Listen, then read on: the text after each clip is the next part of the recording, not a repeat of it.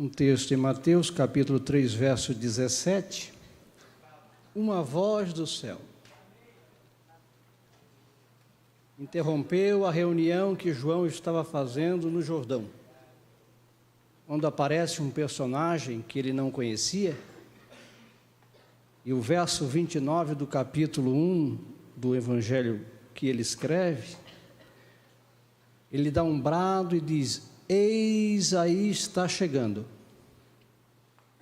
o Cordeiro de Deus, que tira os pecados do mundo. Mateus registra de uma forma diferente, dizendo isso, que uma voz do céu dizia: quando Jesus entra no Jordão e ele é batizado, e vem o Espírito Santo na forma corpórea de uma pomba e pousa sobre ele, ou repousa sobre ele, uma voz do céu gritou. Isso que uma voz do céu dizia: este que vocês estão vendo é o meu Filho amado, em quem eu tenho depositado toda a minha confiança. 12:13 de João.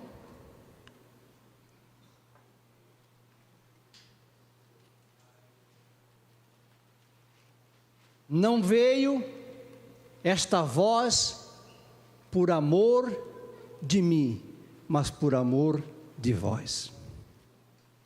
Agora é o juiz deste mundo. Agora será expulso o príncipe deste mundo. E ele disse: quando eu for levantado da terra, todos atrairei para mim. Entendeu? Uma voz. Deixa eu levar você para o capítulo 18 do livro de Jeremias. E o capítulo 19 também. Por quê?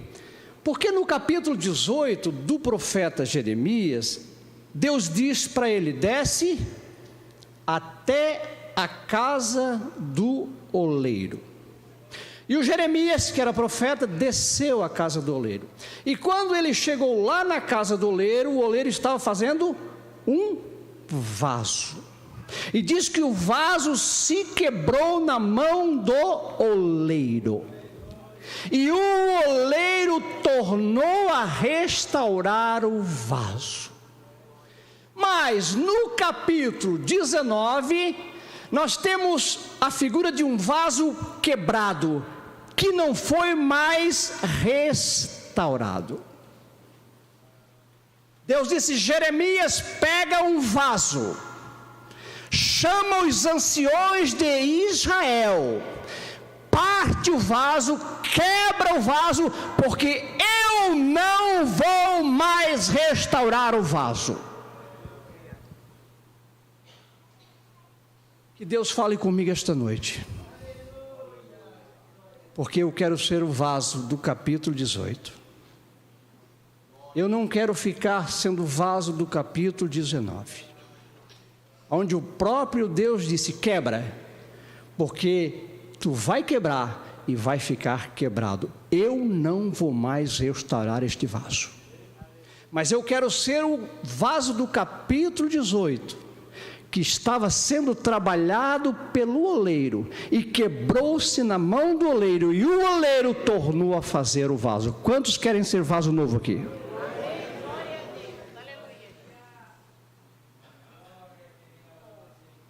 Eis que uma voz do céu dizia: cuidado, cuidado, Davi. Senhores, cuidado, porque o vaso é do quê? De barro. Capítulo 4 e verso 7 de 2 aos Coríntios: temo, porém, este tesouro. O tesouro não é seu, em vasos de barro. Barro é frágil, né? quebra com facilidade. Mas a boa notícia é que o oleiro tem autoridade sobre o vaso.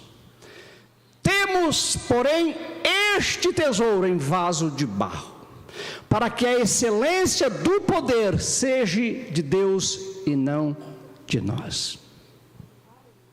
Eu quero falar esta noite bem rápido da grandiosidade do Evangelho e perguntar para você: o que o Evangelho tem feito para você e com você?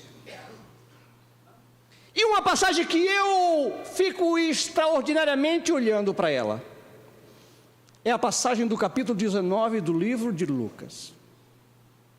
Por quê? Porque ali a Bíblia cita um cidadão de nome Zaqueu. A Bíblia vai dizer que ele era chefe, ele exercia autoridade sobre outras pessoas, e o texto faz menção em dizer no verso 2 que ele era um homem rico. E a Bíblia diz que ele tinha vontade de conhecer Jesus, porque no capítulo 7 do Evangelho de Mateus, verso 28, diz que a sua fama de Jesus correu por toda a terra. E agora Jesus vai para onde? Jerusalém. Jerusalém era o lugar do sofrimento, aonde ele ia passar, e ele teria que passar por o lugar aonde Zaqueu morava, Jericó. Preste atenção, porque esta noite Deus oferece para mim e para você uma oportunidade singular. Qual é a oportunidade, pastor? Vai dar uma profecia? Vou dar uma profecia de olho aberto. A profecia bíblica.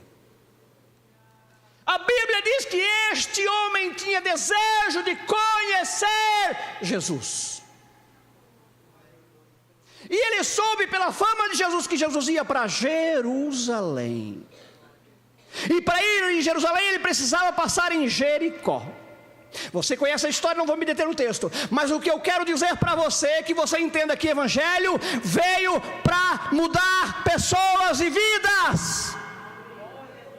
Se você é um homem, uma mulher que não tem uma mudança de vida, você não conhece Evangelho.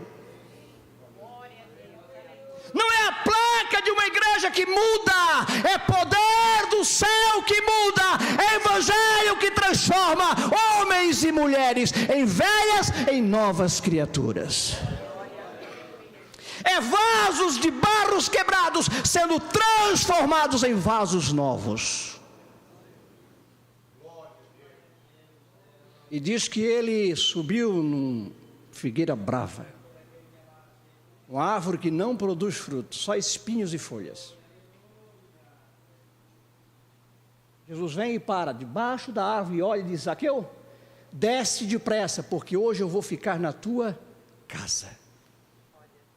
E diz que ele desceu e recebeu Jesus com alegria. Mas agora o que mais me impressiona no Evangelho é o verso de número 8. Porque só o Evangelho pode fazer isso na vida de um homem. Não é a placa de uma igreja, não é uma religião, não é um ministério, mas é a salvação em Cristo Jesus pelo poder do Evangelho.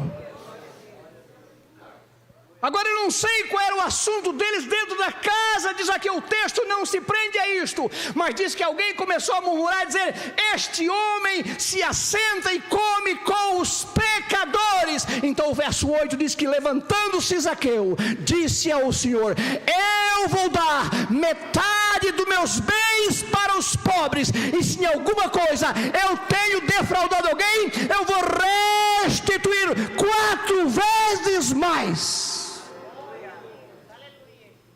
O que é que o Evangelho tem feito na sua vida? O Evangelho tem provocado você a renunciar àquilo que você amava. O Evangelho tem feito você deixar aquilo que você achava que era certo, mas não era. Ou você continua sendo um crente levado pela mídia, levado pelo costume, levado pela filosofia. Evangelho não é filosofia, Evangelho é mensagem do céu, Evangelho é palavra de Deus, Evangelho é um brado do céu em que diz: este é o meu Filho amado, em quem está toda a minha graça. imagine você, um homem rico, chegar na condição de se levantar na mesa e dizer para todos os presentes: eu vou fazer uma doação, o que eu estou sentindo, o que eu recebi deste homem é maior do que toda a minha fortuna não significa mais nada para mim, eu vou repartir com os pobres, vou dar metade do que eu tenho.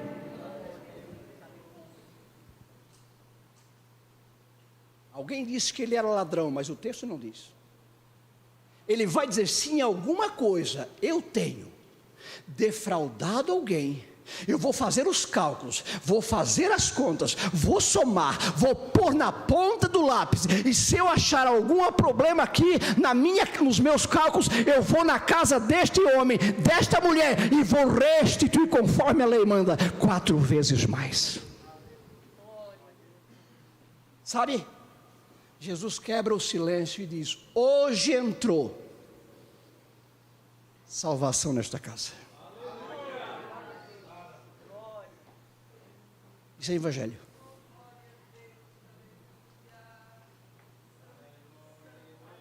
Evangelho não fica mendigando para você. O evangelho transforma, o evangelho não muda. O verdadeiro evangelho, ele trabalha dentro para fora.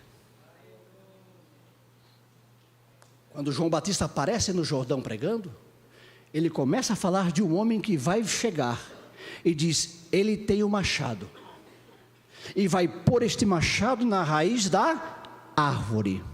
Toda árvore que não produzir frutos vai ser cortada e lançada fora. Mas o verso 8 ele vai dizer: vocês produzam frutos dignos de arrependimento. Este evangelho é a única máquina poderosa que Deus tem em mão para produzir mudança na vida do homem. Não é filosofia, não é costume, não, é poder do alto, é revestimento, é graça do céu. O que Deus quer de mim e de você não é dinheiro, o que Deus quer de mim e de você não é ministério, não. O que Deus quer de mim e de você é mudança de vida, é transformação de vida, é renúncia.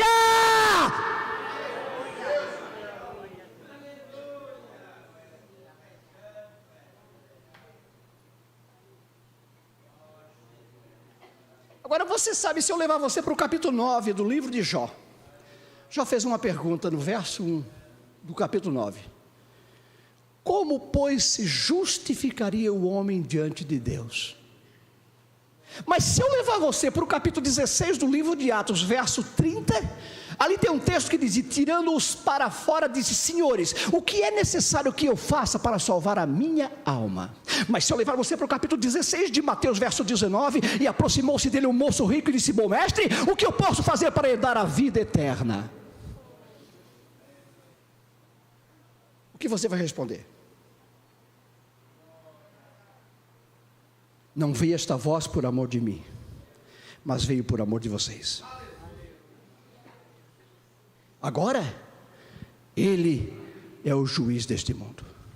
O que é que o juiz faz? Julga.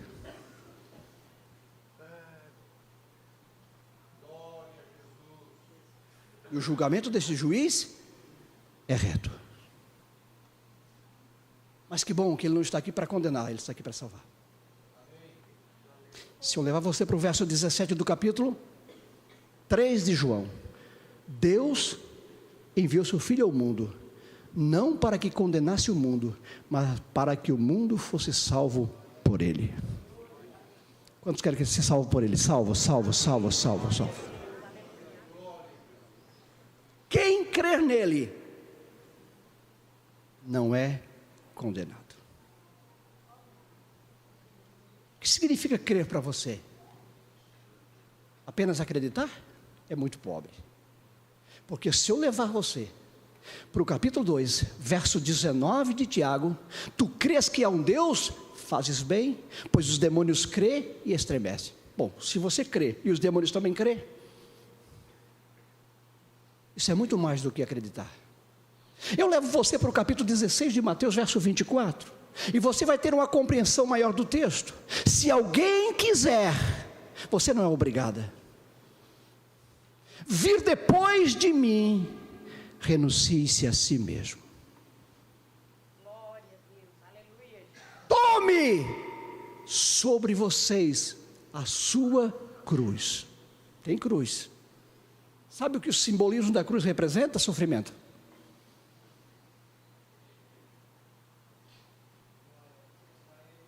Você não gosta de sofrer, né? Eu também não. Mas em Evangelho, nós temos que passar pelo sofrimento. Sofrimento da renúncia.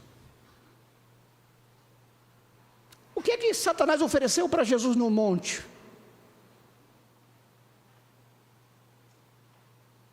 O primeiro desafio dele foi persuadir Jesus a parte egoísta do homem.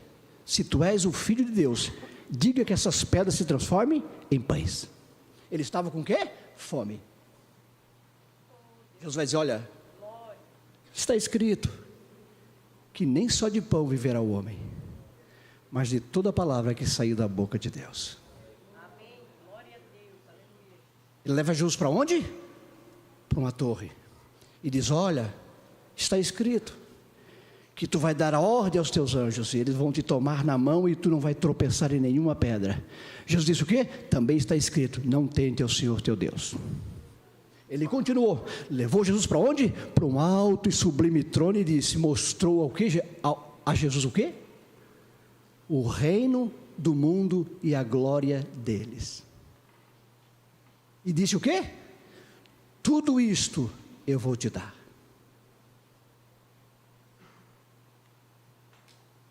Ou nós servimos a Jesus com uma cruz,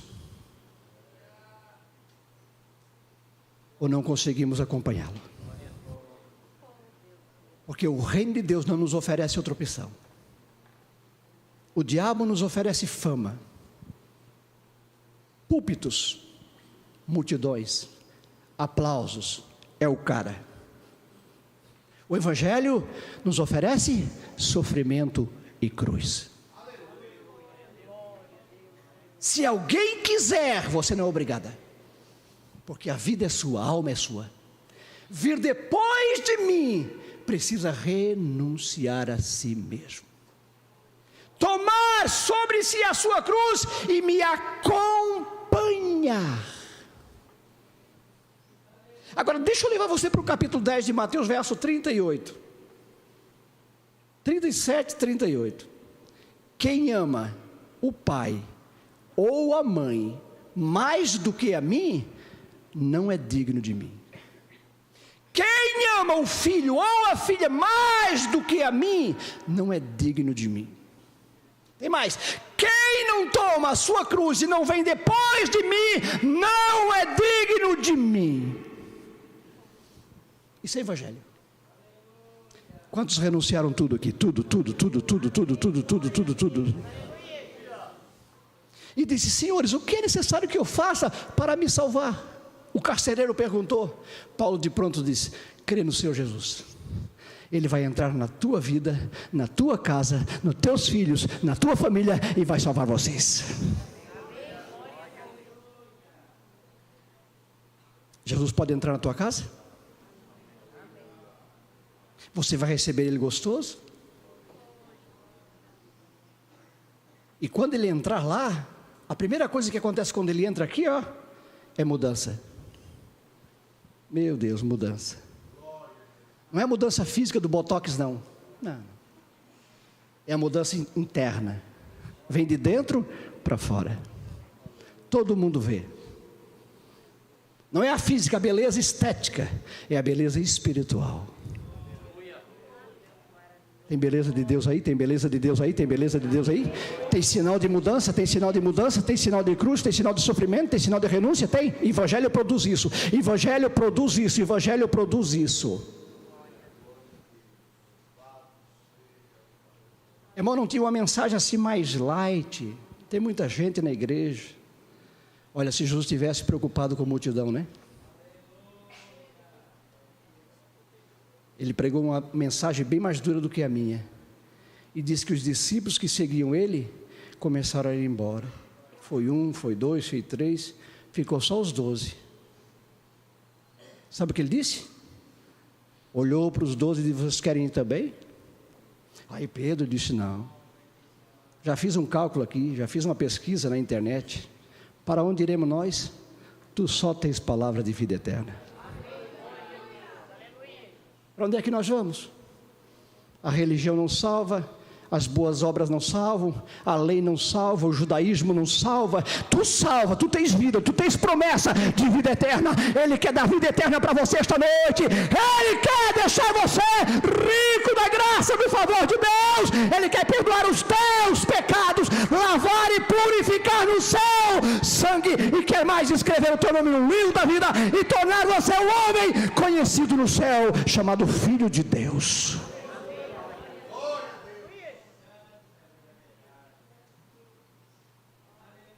Você sabe que para entrar no céu,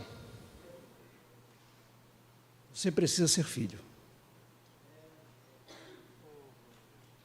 No céu não entra neto, nem bisneto e nem afilhado. Só entra filho de Deus adotado. Já adotou uma criança? Alguém já adotou aqui? Adotou. Você adota, você vai no cartório, e uma pessoa estranha passa a ser membro da sua família, legalmente.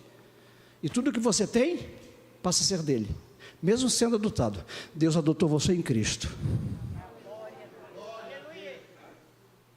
E tudo que Deus tem agora, é seu por causa de Jesus. Tudo. Aí Paulo vai dizer assim, portanto agora nenhuma condenação há para os que estão em Cristo. Que coisa boa, né? Você sabia que tem um moço aqui em Gravataí, que ele está fazendo uma estátua de Lúcifer? Comprou uma fazenda lá e está erguendo uma estátua de 5 metros de Lúcifer, o portador de luz. Uma palavra de origem latina, né? Que não está nas escrituras. Mas você conhece quem é Lúcifer, né? O ex-anjo de luz que caiu. Olhe bem, diz que esse moço está erguendo essa estátua ali, está causando muitos pânicos, muitos medos de pessoas. Mas existem promessas bíblicas para quem está em Cristo. Quantos estão em Cristo ou com Cristo aqui? Quantos? Deixa eu abrir um parênteses aqui para dizer uma coisa aqui que eu não sou acostumado, mas eu vou me sentir no coração. Eu e a minha esposa fomos fazer uma visita para uma família conhecida nossa. E voltamos para casa, e depois de 2, 3 dias ela teve uma visão. Deus mostrou, nós chegando naquela casa, eu, ela e uma terceira pessoa. Você já sabe qual é, né? A mesma que entrou com Ananias, Misael e Azarias na fornalha de fogo. Nós não estávamos numa fornalha de fogo, mas nem precisa. Diz que o anjo do Senhor acampa-se ao redor dos que o temem e os livra. É bíblico. 34:7 Salmos.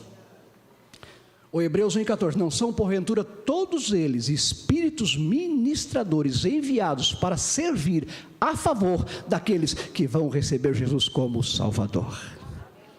Incrível, olhe bem, quando ela recebeu esta visão, nós de branco, todos de branco, chegando. E na nossa frente, um ser de branco também, com uma espada desembainhada. Entramos, e aquela casa, e aquela família que nós fomos visitar, tudo escuro, chão escuro, parede escura, casa escura, pátio, tudo tomado de treva. E aquelas pessoas todas acorrentadas, com correntes nas mãos e nos pés. E eu e a minha esposa no meio de toda aquela escuridão de trevas, e na nossa frente um ser todo de luz com uma espada desembainhada nas mãos.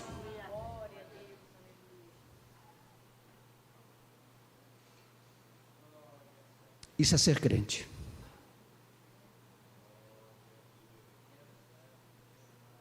Isso é servir a Deus. Isso é ir na companhia dEle. Quantos tem a companhia dele aqui? Quantos? Se você olhar para aquele texto do capítulo de número 3, verso de número 5, da carta que o João escreve para a igreja de Sardes.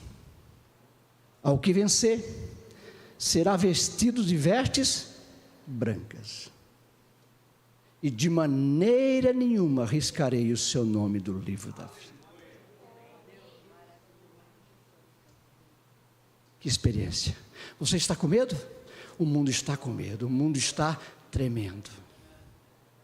Mas o cristão em Cristo está firme como nunca, caminhando a jornada da vida, sabendo que diante dele vai o anjo do Senhor, e não vai com mãos vazias, a espada está desembainhada. Sirva a Deus com toda a sua força. É tempo de servirmos a Deus com toda a nossa coragem. É tempo de investirmos no reino de Deus. É tempo de nos jogarmos no chão e pedirmos a Deus lágrimas para chorar pela nossa casa, pela nossa vida, pela nossa sociedade, pelas nossas autoridades. É tempo de nós quebrantarmos os nossos corações a ponto de Deus se comover do céu e mandar milagre, e mandar graça, e mandar favor, e mandar misericórdia. É tempo, irmão, é tempo de nós servirmos a Deus com toda a força que nós temos no nosso coração.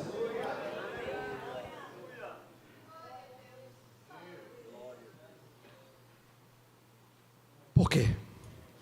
Ele já gritou do céu e já disse que o filho amado dele já veio, já realizou a obra que precisaria ser realizada, e diz que agora ele é o juiz deste mundo. Jesus disse: olha, quando eu for levantado da terra, eu vou atrair as pessoas para mim. Que você seja atraído para Ele nesta noite. Eu não quero ficar longe desta atração do Evangelho. Eu não quero ficar longe de ser atraído, de sentir a mensagem do Evangelho e ser atraído como um imã atrai o ferro para si. Quantos querem ser atraídos? Atraídos. Quando eu for levantado, eu vou atrair, eu vou chamar para perto de mim. Eu vejo um grupo de pessoas aqui que foram atraídas. Oxalá que você tenha sido atraído pelo poder do Evangelho, não pela placa de uma igreja, não por uma mensagem vazia de profecias humanas, mas por uma mensagem celestial, por uma vida de arrependimento, porque este Evangelho ainda muda a vida de pessoas, este Evangelho ainda cura a enfermidade, este Evangelho ainda tem promessa eterna para aqueles que ainda creem no nome de Jesus.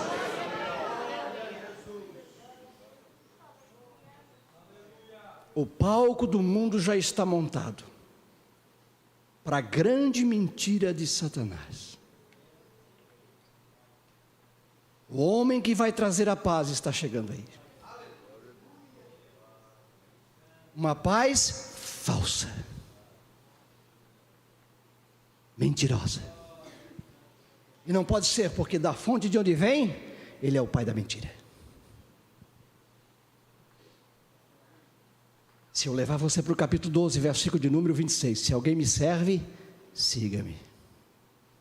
Aonde eu estiver, ali estará também o meu servo. E se alguém me servir, meu Pai o honrará.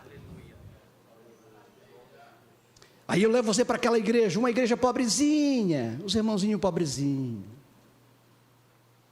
tinham perdido tudo por causa do Evangelho, estavam passando fome, sede, nudez, e Jesus manda escrever para aquela igreja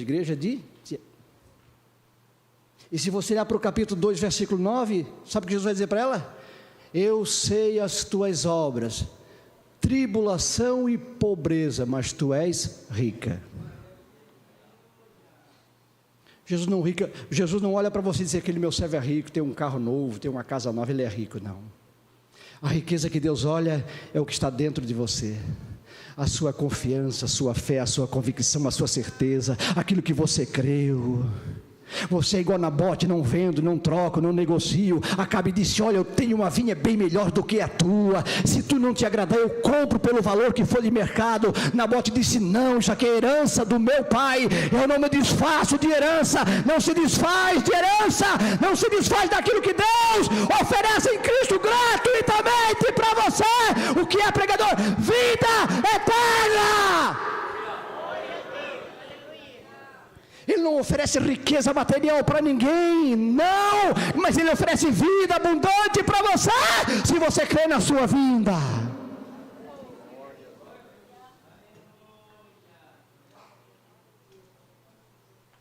Se anunciar na rua aqui, amanhã ou depois, dizer: olha, vai vir um pregador aí,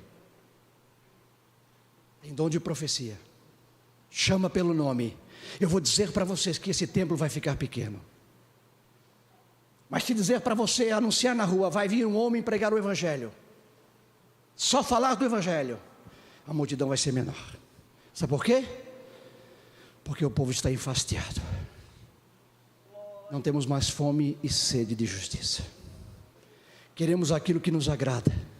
Queremos aquilo que nós pensamos que é resultado, quando nos esquecemos que os resultados vêm do alto, quando nos esquecemos que dependemos de Deus para levantar e para deitar, quando nos esquecemos que Deus é que dá o ar que nós respiramos, que se essa máquina chamada coração do tamanho de um pulso parar de abrir e fechar, você vai para a sepultura, eu vou para a sepultura. Não importa se você tiver R$1 milhão na sua conta, não importa se você tiver um cheque especial, não importa se ali na frente tiver um carro de R$1 milhão, se esta máquina chamada coração parar de bater, você vai dentro de 24 horas para debaixo da terra. Então sirva a Deus, acreditando que Ele é poderoso para guardar você, para abençoar você e para cuidar da tua vida.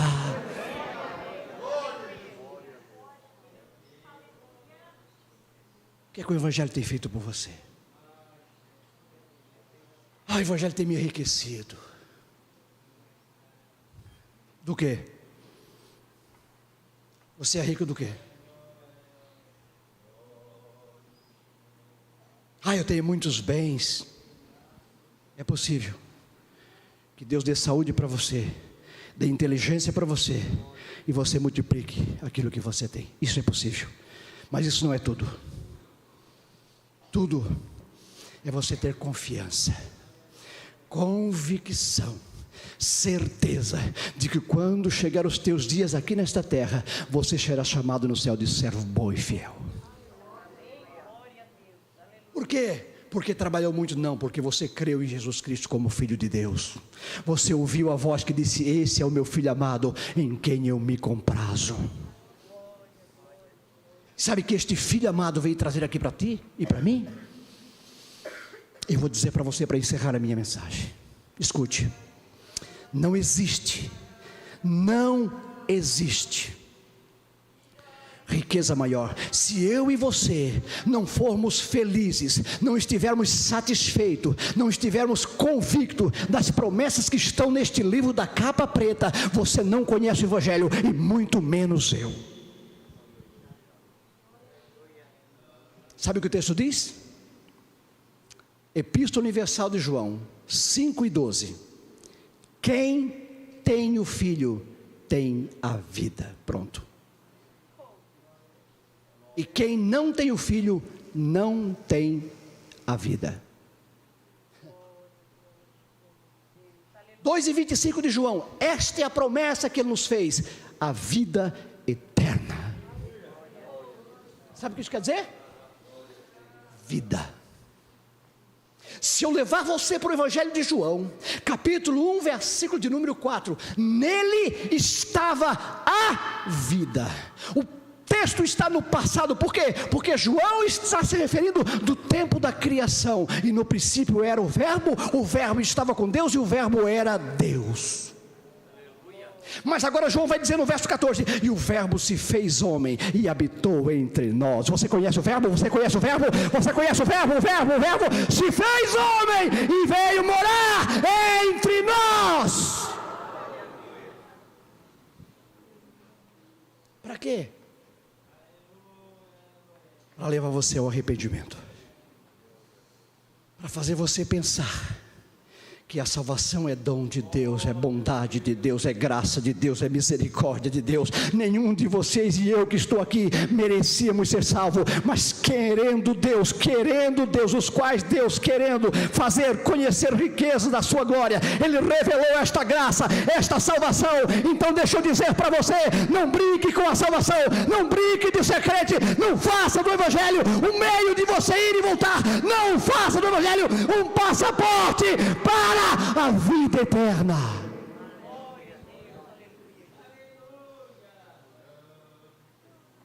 Olhe para o Evangelho, ele é um espelho. Aquele que crer no Filho tem a vida eterna. Não é terá, ou pode ter, o texto faz uma afirmação categórica: terá. É só crer. Você não precisa doar nada, você não precisa pagar nada, está tudo pago, é só crer. O que é crer? Crer é tomar a cruz, dizer: Senhor, pode pôr a cruz nos meus ombros, porque eu vou carregar, seja pesada, seja leve, porque a tua palavra diz que o meu jugo é suave e o meu fardo é leve. Eu vou levar, não importa, eu vou levar.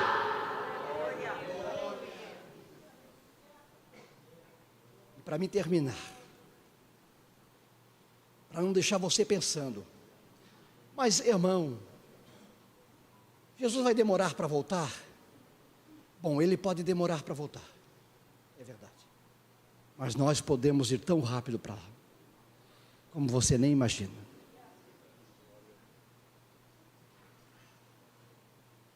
Se eu disser para você que daqui a 100 anos, nenhum dos senhores que está aqui vai estar mais aqui, eu pergunto: vai aonde estar onde?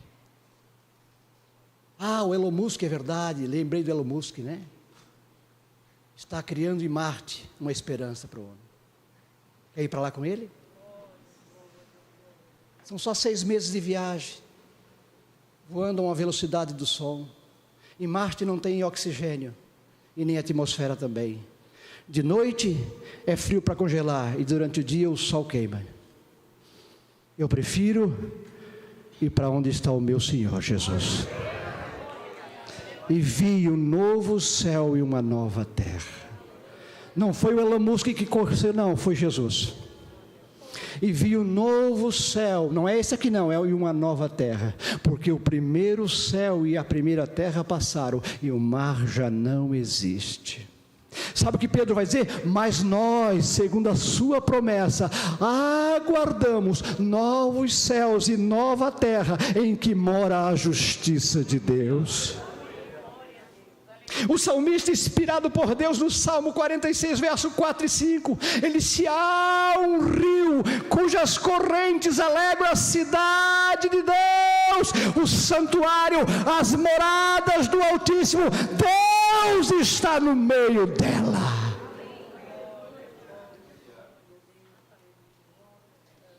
Quer ficar aqui? No conforto deste mundo? Então escute o que Pedro vai dizer, 4 e 7 de 2 Pedro: mas os céus e a terra, que agora existem, esse aqui, pela mesma palavra se reservam e se guardam como um tesouro, para o dia do juízo e do julgamento dos homens ímpios. Este aqui que você mora, que você investe, está reservado para o dia do quê? Do juízo. Mas escute, portanto agora, nenhuma condenação há para os que estão em Cristo Jesus. Como guardaste a palavra da minha paciência, também eu te guardarei. O que é que Isaías disse? Vai, pois, povo meu, entra nos teus quartos e fecha as tuas portas sobre ti, e esconde-te só por um momento, até que passe a ira, porque eis que o Senhor sairá do seu lugar para castigar os moradores da terra, por causa do seu pecado.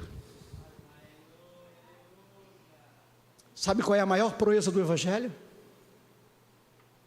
É derrubar o orgulho do homem e levar o homem a se dobrar e dizer: Senhor, eu sou um pecador e preciso do teu perdão para alcançar misericórdia.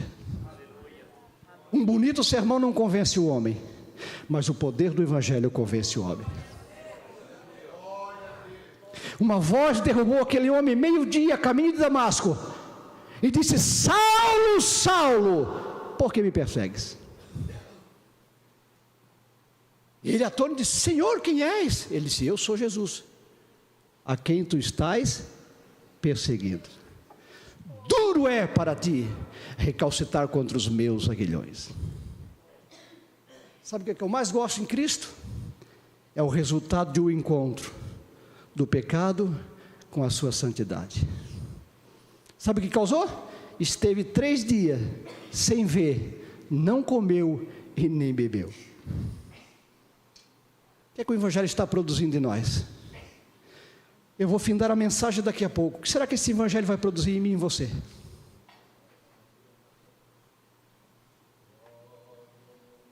É uma pergunta a ser refletida. Será que amanhã essa mensagem, você vai lembrar dela?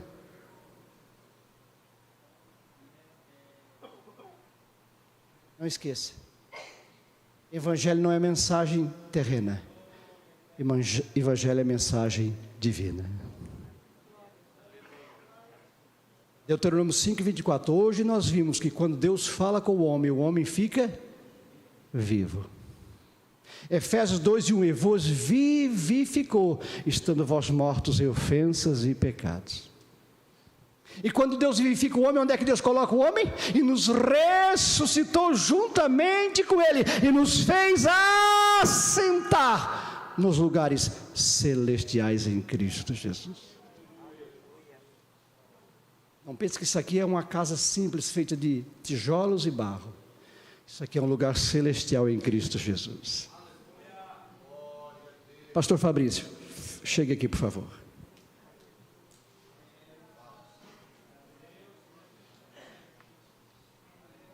E eu vou terminar um texto. Tiago 4:8. Chegai-vos a Deus, e Ele se chegará a vós. Alimpai as mãos, pecadores, e vós de duplo ânimo purificai os corações. Senti as vossas misérias. Isso é evangelho. Só o evangelho verdadeiro faz o homem sentir as suas misérias. Aqui não tem santarrão, aqui não tem super-homem, aqui não tem herói, aqui só tem um Deus santo que salva e perdoa. Senti as vossas misérias, lamente e chorem, converta-se o vosso coração, a vossa alegria em tristeza. E fica aqui o convite. João